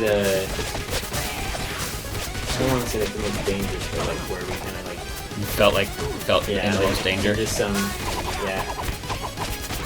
but I mean, where you go home like right as it's getting dark, so it's not enter. Yeah. The thing that so my mission probably only had 10 sister missionaries total in the whole mission, and most of them were very close to the mission home. But very often, if you did very well and got an area set up with a lot of investigators and it was going well, they would send the sisters in after you. And what I learned, a really important lesson from the sisters, is like that squeaky wheel gets the oil. Like, because we would live in these places that were terrible and we were just okay with it. And then the sisters would move in and they'd be like, this place is terrible and we don't want to live here. And then they'd be like, okay, we'll get you a new apartment. I was like, oh, so if it is terrible, all we have to do is say this is terrible, and we just have to vocalize that this is not good. And so, like, I learned that lesson from them, that, like, if something is bad, say something and don't just accept it at face value. I was about to ask if you guys had any lessons you feel like your mission helped instill upon you. Sorry, I just thought Leonardo was a white foot soldier. I was trying to beat you up. For me, it was taking accountability. I learned that you can always make an excuse about everything, and as soon as you start having that mentality of people owe you something or it's somebody else's fault, that you never have any success. You build your own success based on your own efforts. So for me, I learned, like, doesn't matter, there's no hard areas, there's no hard, like, there might be areas that have more strategy that's needed, but the second you designate something as impossible, that's the minute you'll never be able to accomplish it. So you have to be willing to say, like, I can do this is up to my efforts. And then obviously with a mission, it's super nice because whatever effort you put in is very much amplified through the Lord. But it's so good to learn that you have to put in the effort yourself and you can't make excuses. And that's helped me a ton in my life. I was about to say, how do you think that's helped you after your mission? Like, I think, especially professionally, just saying, like, I'm in charge of my own future. It'd be so easy to blame someone else when you don't get the promotion or don't get the job interview that you want or whatever that looks like. It's being able to say, like, I control all of this and I will go and work my hardest to make things work, and I have faith that I'll be blessed for that work that I put in, and what's the best will happen for me will happen. But I have to do the work myself and not make excuses. Do you have any thoughts? I think my overall, like, I remember getting to my mission plan, like, the overall thing, like, lesson that I took away was that like, I was just this very small little, like of a piece of, like, the overall, like, work that was going on with the gospel being taught throughout the world, and, like, it's like definitely the Lord's work. Like, there were just so many miracles and, like, just things, like, they could not, if, like, the Spirit wasn't behind things, and, like, there's no way things could work out how it does. Like, I remember someone on my mission, like, in church was talking to the church has got to be true, otherwise the missionaries would have screwed it up, like, a long time ago. Like, naive 19-year-olds going out and teaching, like, professionals and adults, like, just, like, really, I don't know, and somehow the church has grown, like, but yeah, it's just, it was definitely eye-opening just how, I don't know, being able to, like, being a small part of, like, this worldwide work that's going on, and, like, I don't know, like, feeling the Spirit during it too. What about you guys? I'm sure you have said a lot of these things I mean, over the a time, little bit, but, like, people don't watch every episode. Yeah. I think the biggest thing I learned is that I have worth. Is that, like, I am, you know, a small piece in God's plan, but that God is aware of me specifically. Like, not just me in a general sense, as in, like, I'm one of those missionaries. I'm one of the people in Utah. I'm one of the members of church. He knows me. He knows the specific struggles I have. And he knows, as the author and finisher of my faith, how to help me work through them, how to grow from them. And if I rely on him, then I can actually grow instead of complain and be miserable and just have bad things happen to me without actually growing stronger from it. Going off what Mitchell said, I learned that I don't have that much. I learned to take it down a little bit and chill out. Yeah. Well, it's interesting. I always hate, like, quoting things secondhand, but this stuff does things secondhand. Someone told me Boyd K. Packer said this, like, in a book or something.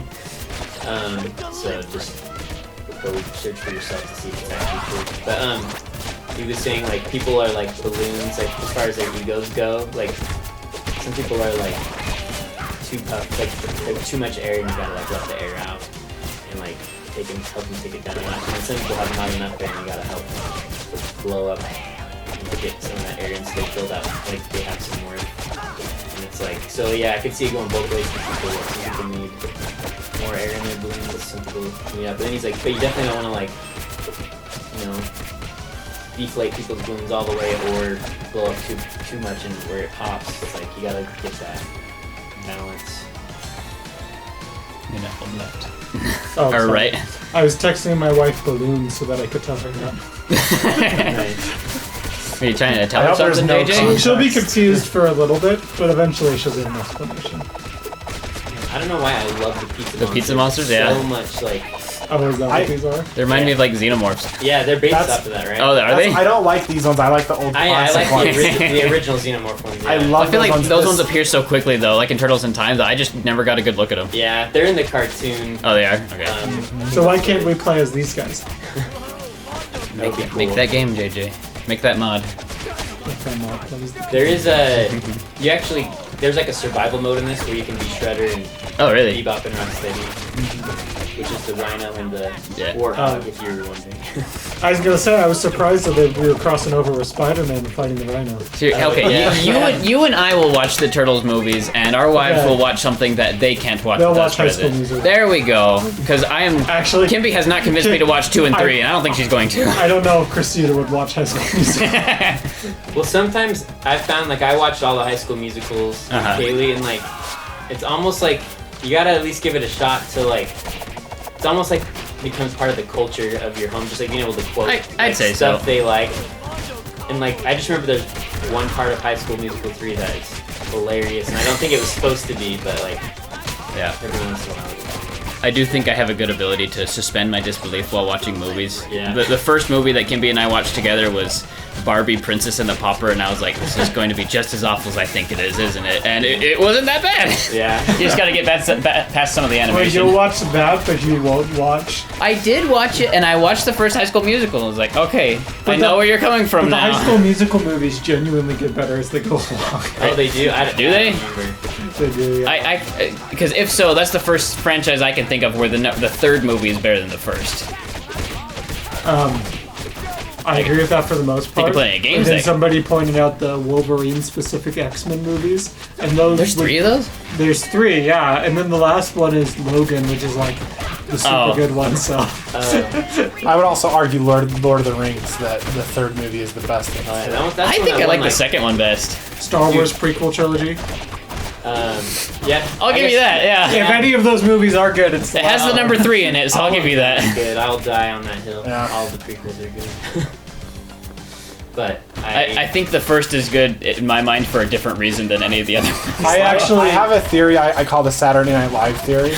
yeah. Because like everyone thinks like the Saturday Night Live that was like it when they were like in high school is the best Saturday Night Live ever. Oh yeah. When in yeah. reality they're all pretty terrible, but they have some good moments. Yeah. But that's when you most consistently watch that Yeah. thing, and then 20 years That makes later, sense. it's a classic and everyone likes it. Yeah, because And- they're adults now. Yeah, and now the same thing will happen. Like everyone, it was cool to hate on Star Wars forever. It was like, oh, Yeah. that was so terrible, and like it really wasn't that bad. And we loved it Yeah. when we were kids, and we'll love it again. And now it's fun to see your own kids go through it. And What I've decided with Star Wars is I will watch everything they put out, and I absolutely love the world. But I can't name a single movie that I actually like. I don't want to rewatch any of those, but I love Star Wars. Yeah, I will rewatch them, but I love it like for the world. Yeah. It's like- because of things like the Clone Wars and the Mike, you're Bad Batch never mind. that Yeah. are built Yeah, I'll up get on those it. ones. Those Yeah. make me love it. It's all the time playing with the toys and playing Lego Star Wars and stuff like that. Like that's done more than the movies have. But at the same time, I'm obsessed with all of it. So. Yeah, I can definitely relate. But I can't tell you the last time I watched a Star Wars movie. Mine was. Mine was pre-COVID. Yeah. But I've watched all the Mandalorian. I've watched the Bad Batch. But I can't get myself to go back and rewatch those movies. Yeah. I will say, with all the content that comes out, like, we just went and watched the originals with our kids for the first time, like, all the way through. Yeah, And that would motivate me. yeah, like, man, they're just even better now. Like, I mean, I don't mind the other stuff, but, like, yeah. Because you've fallen more in love with the world, it's more motivating. Yeah, well, just, I don't know, probably a mix of that and growing up with it, and it's like, that's like what I really loved as a kid. Like, I collected original trilogy toys, like, and, yeah. they're and just built something pod about it. racers out of erasers. We did do that, racing down the slides at recess. But I think there's this really cool thing that ties back to the gospel when you think about that too, though, because like all growing up, the gospel meant one thing to you, and then you go on a mission, you get married, and the gospel kind of evolves. And now, once you become a parent, you get to kind of see the effects that the gospel has on your children. And it's just so interesting to watch kind of how things evolve and change. And at different times, things can mean very different things to us. And just like you talk about with Star Wars, like when you're a kid, you like the laser fights, and now you like kind of the deeper meaning. Same with the gospel. Like Yeah. when you're getting ready for a mission, it's like this very surface level thing. Like, oh, I think this book is true. I think it's something that's really interesting. And then you start to get older and you see like, oh my gosh, the blessings that come from this. I see it bless my family. I see that tithing has blessed me in this way that's just immeasurable, and you kind of build all that together. So it sometimes it can mean one thing to you, but later it means something that's even more robust later in your life based on those same foundations that you built earlier.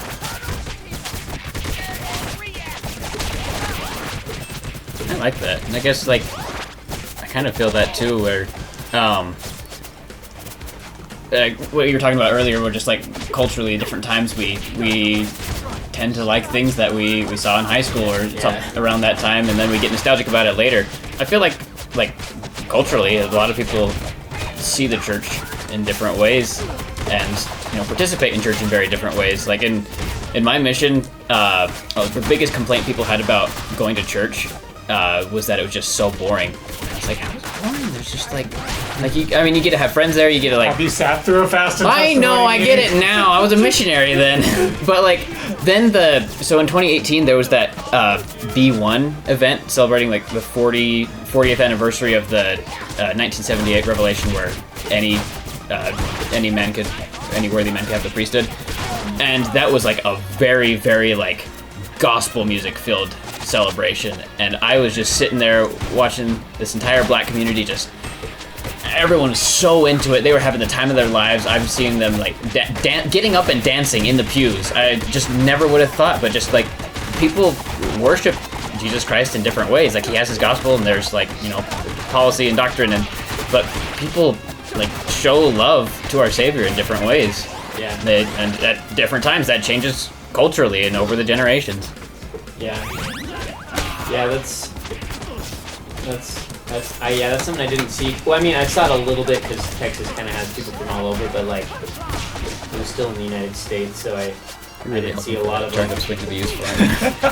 didn't see a lot of different culture, how what the church is in a totally different culture. Mm-hmm. I mean, the South has its own culture in the United States, so I got to see that. And, I should probably ask which mission specifically in South Texas. It was the Texas Houston mission. There's 3 Houston missions, and mine was kind of the northwest, so north of Because my sister-in-law just got back from there, but I don't remember the name, so I was hoping if you said it, I would could have changed. They might have. It's been a few years. Yeah. His has the in front of it. The Texas Houston mission. Well, the other one is a South Texas. Well, there's and Texas South Houston. Texas mission. I think there was Texas Houston East and South, I think, and then we were just Texas Houston. We had our own theme song. There really was a mission song. We kind of had a couple too. I loved it. When every zone conference, we'd stand up and sing it. Oh, really? I loved that.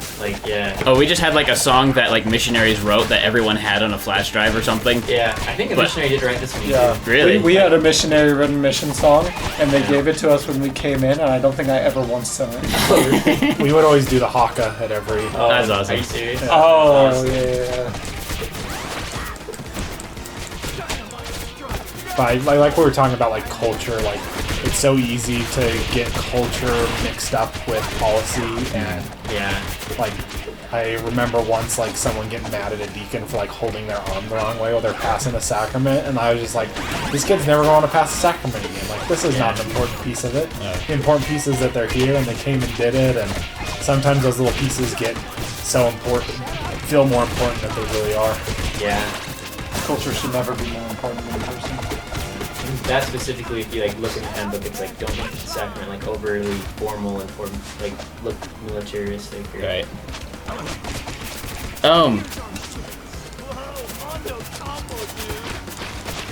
I had a question and I just completely lost it because Mikey said Wombo Combo, dude.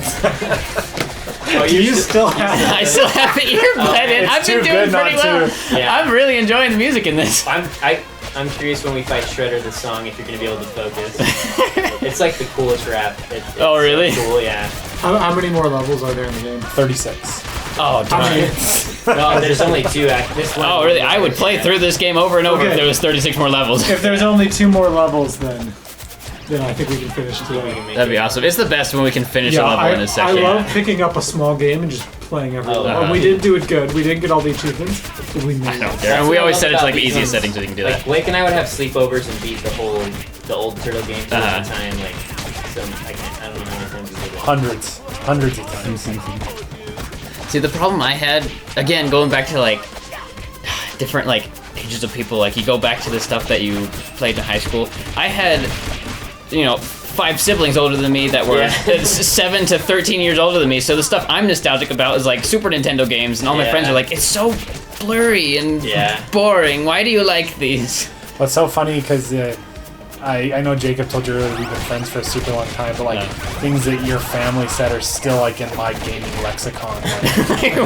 Like when I would ever go to your house and we'd always play games, it'd always be like, okay, you have to trade on dyings and beatings. Yeah.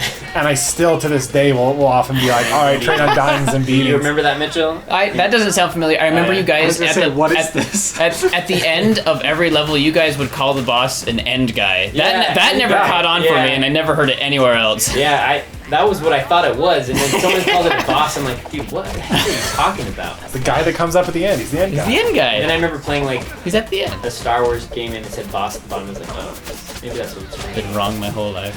Yeah. But one thing I remember us saying, me and Blake, whenever we would like lose, we'd be like, oh wait, what did we say? They cheated or they lied. Yeah, they lied. They lied. Someone in chat just corrected us and told us that it is called the end guy. It is the end guy. It sounds like a very intelligent, handsome person. Yeah. I'm guessing Bradley.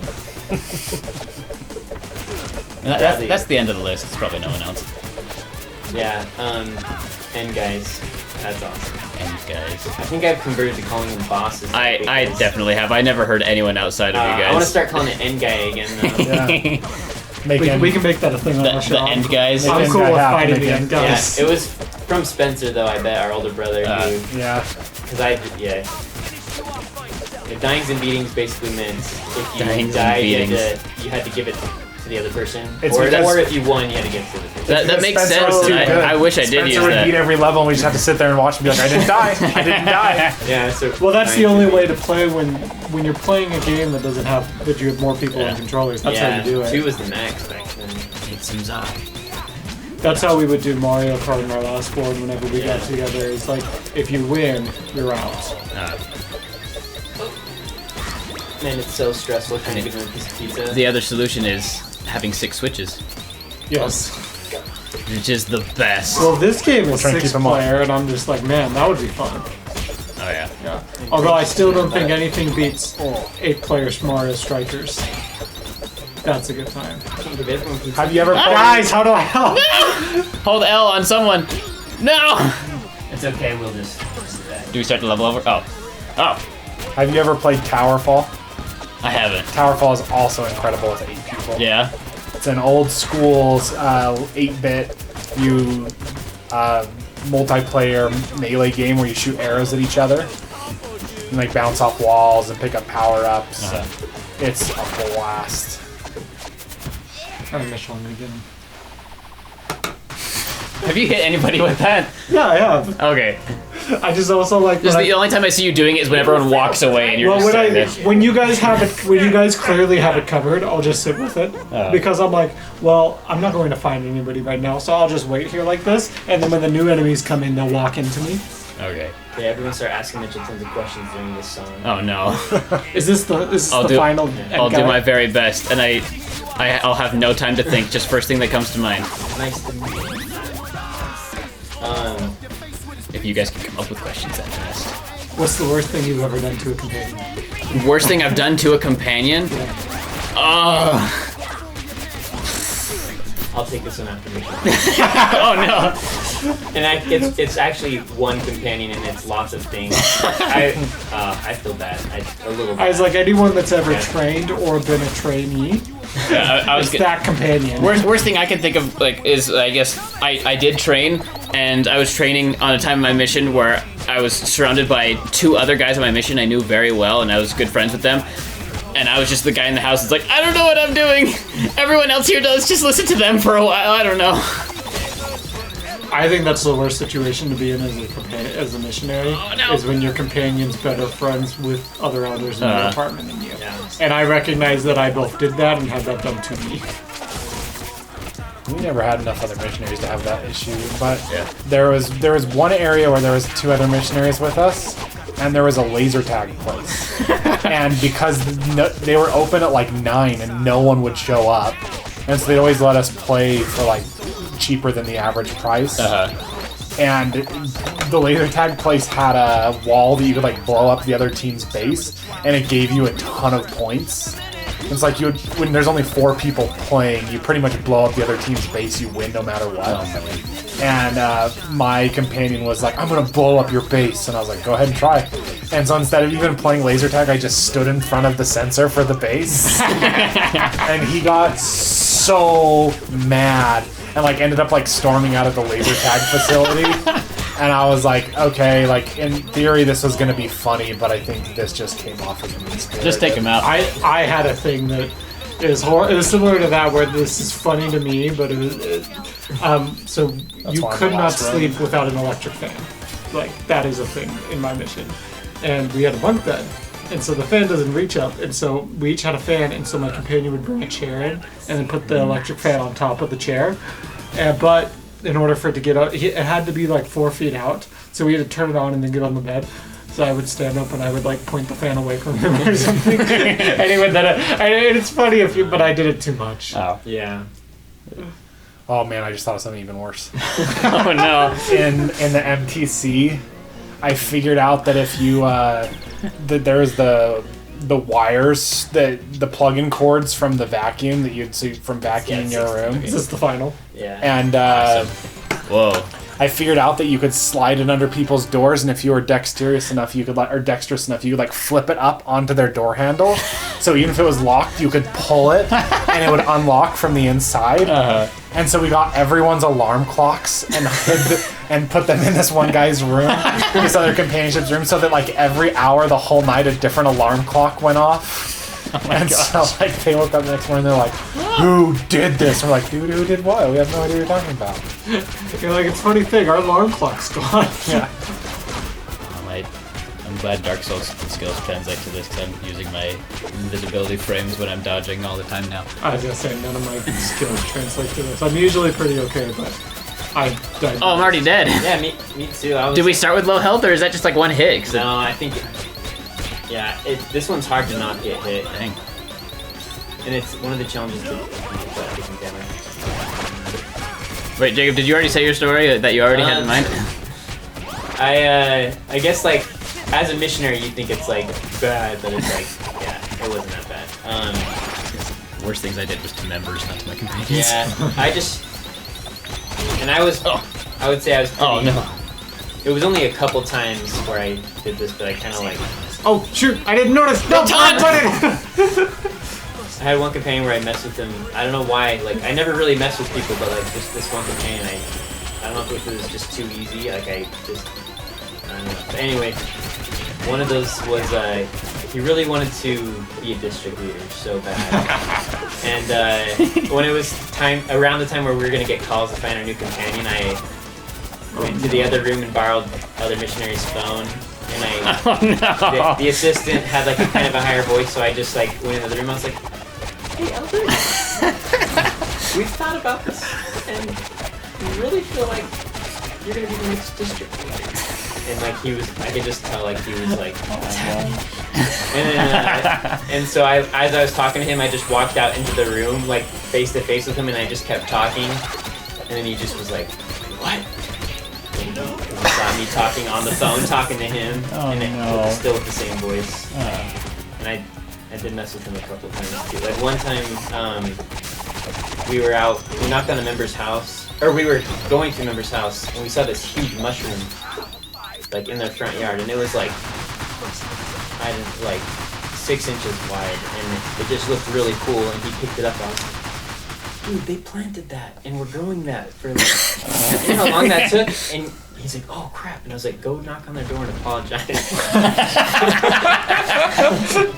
This wasn't your trainee, was it? No, it wasn't. Okay. Yeah, but, and then he really went to the door, he's like, I'm sorry, I picked this mushroom.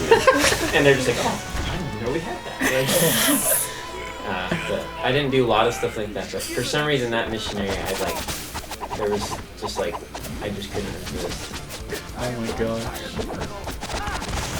But I like that guy. He's a good guy. Can we only hit him when he's down? Yeah. Okay. I'll stop wasting my specials. I'll stop using my health. You sit there in charge in the middle of the screen, JJ, and we'll bring him to you. Can we bring him down in some way, or is it just like a movie does? There will be later where we can bring him down. Okay. Wear him down first. Why do you cut me down?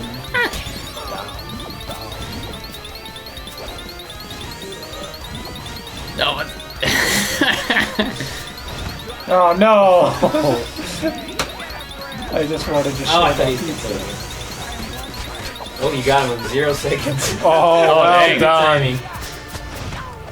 Does the timer stop when you, when you start get feeding him? Oh. Yeah. Well, I feel bad now. I've just been giving up if they're like lower than 3 seconds.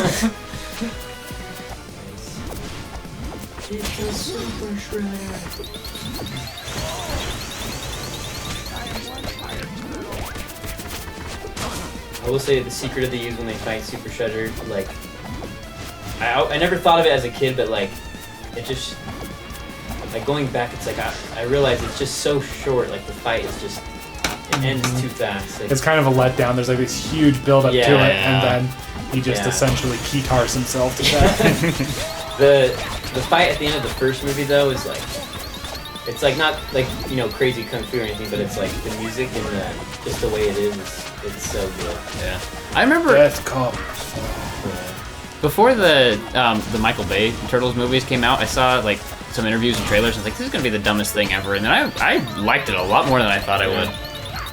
I'm a big believer that like, as long as they continue to make Ninja Turtle stories, I'm happy. There's gonna be some iterations that I love, and there's gonna be some that I don't like. But as long as there's enough interest that it keeps getting new stories told, there'll be something that comes out again that I like. Yeah. That's exactly how I feel about Star Wars. Yeah. Keeping it alive somewhat. My brother asked me the other day, he's like, so what's Star Wars a cult? And I'm like, you mean the Jedi? And he's like, no, the show. And I'm like, what? I mean, it is kind of a cult, like in that show if you watch it. Yeah. Anyway, I guess you haven't seen it yet. I have seen it. Oh, yeah, okay. No, you were talking. I haven't seen it. it. You haven't seen it. Oh, okay. It's right next to you. There we go. Well, let me tell you, there's a killer lightsaber fight in like the 4th or 5th episode, and the rest of it's about what you do. Yeah. Yeah.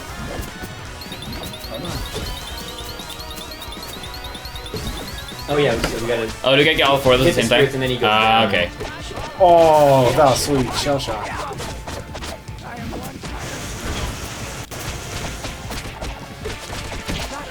Wait, let me get him with a charge! I felt the same way about the 2003 animated Turtle series. I thought it was going to be so terrible, and then I absolutely loved it. Oh, yeah. Yeah. I wish I watched it at the time, because I remember like reading in the newspaper it was coming out and thought it sounded so cool. Cause it In was, the like, newspaper. Yeah. Whoa. And Standard Examiner. And it said like it was going to be based on the old comics and be like darker, and I was like, dude, that sounds awesome. Didn't you deliver for Standard Examiner? Yeah. To be in your presence is an honor. Wasn't there a Ninja Turtles movie that came out like a year ago that's done with like that cool 2D like Spider-Verse animation? Yeah. Was that one good? I enjoyed it. It's a fun watch. I haven't seen it Yeah. yet. As long as they I keep would making say that. stuff, I'll just enjoy it because I like That Ninja kind of Turtles. thing. It's like if you take it too seriously, you're like, oh, they like changed the background, which kind of bugged me, but like it's still a fun movie. Like I enjoyed it, and my kids love it. Yeah. Yeah. Yeah. Just a couple small things. I'm just like, why would they do that? But it's still fun though, for sure. Okay, I've had this question for a little bit. I mean, maybe it's a prompting, or maybe it's just me being stuck on a question. Did either of you, because we're almost short on time, did either of you, like, did you have a lot of friends go on missions, or were you kind of alone in that? In the group of friends you hung out with before your missions? I had 2 groups of friends.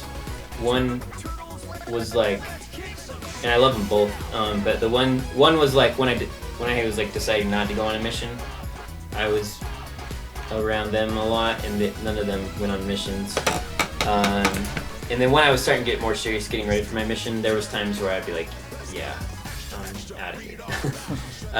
Just because they were just doing whatever, like dumb stuff. And then the other group, it was kind of like a lot of us were like on the fence, and like one decided to go, and we're like, oh, cool. And then I think I was the second one, and then while I was on my mission, like I just got heard of them going too, so that was cool to see. Yeah. For me, I had a big group of friends that all went, and we all prepped together, we all went together, and came home around the same times, and it built some really cool lifetime friendships. And like, we actually had this Spider-Man ball that we bought at college. It was like a Spider-Man dodgeball, and we would send it from person to person. And and then it just disappeared, and no one, like, everyone will be like, I sent it to so-and-so. And so it's like, I sent it to so-and-so, and no one knows where Spidey truly died. Oh, man. That's awesome. But it's just like little fun traditions like that kind of kept us going and connected with each other. And we'll still talk about like the letters that we sent back and forth. And you just need to find a really old Spider-Man ball and just mail it to one of the buddies. no, it looks, there's like a certain look to it. Like it's like this goal between our whole group is to find this ball again one day and replace it. But it has to look exactly how it did because it was very special. Had a lot of memories to It it. needs to be like covered in dirt with like a blood stain on it. It's got to be very sun bleached. I guess so. What came to mind for me is that there's a Hank Smith is he was a seminary teacher. Now he's like a BYU professor. Does a lot of talks to youth. He quoted training he had where I don't remember if it was President Monson or President Hinckley. He was like presenting to all the seminary teachers in the area, and he started saying like, above all else, and he started writing notes like Prophet is saying above all else. So he starts writing above all else, and he thinks he's going to say like, help the youth read the Book of Mormon, help them like develop a testimony, something like that. And the Prophet said, help the youth choose good friends.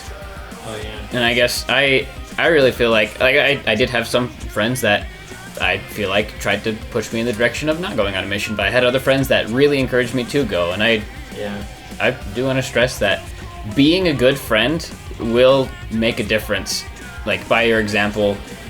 And if you're not even close to like thinking about mission age, you'll see it.